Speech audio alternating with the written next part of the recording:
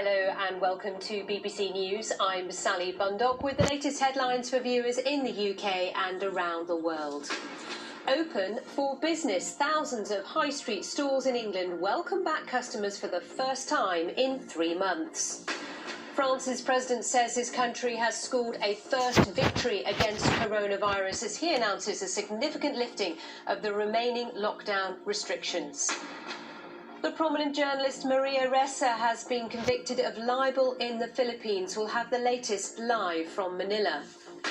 And Boris Johnson announces a commission to investigate all aspects of racial inequality in the UK.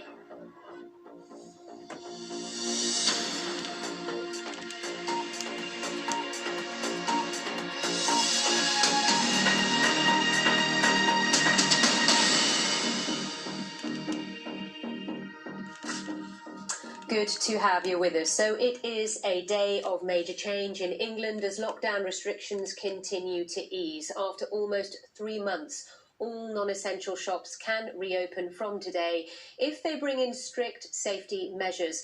And people travelling on public transport will have to wear a face covering or face a potential fine. Graham Satchell takes a look at the changes. For almost 3 months, high streets have been deserted, town centres empty. But from today in England, things change. All non-essential shops, clothes, books, charity, everything, can reopen. It'll be far from normal. There'll be one-way systems, hand sanitisers, perspex screens, social distancing, and of course, queues. I don't mind queuing, don't mind, as long as I can get into a shop, see what's available, and it'll be just nice to feel more normal. Even with the safety measures, I'm still cautious to go out into public, and I definitely think as soon as the normal shops open, that'll just be a huge rush, and I'm too careful of my own well-being, so I probably won't go out. Please remember to use a face covering while travelling on TfL services.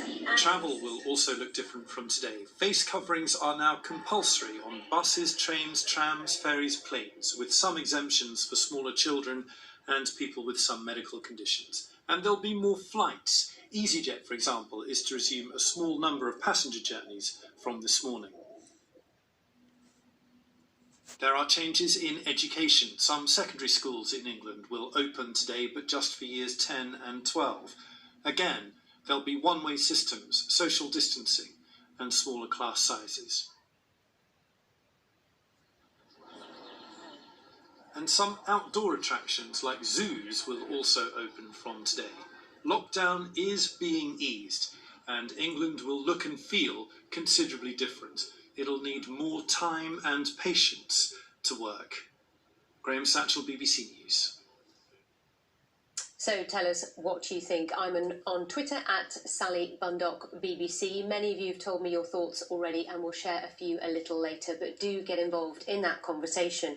Elsewhere in Europe, many restrictions will be eased from today as well, although it will not be a return to the open travel from before. Spain won't be allowing foreign tourists until June the 21st.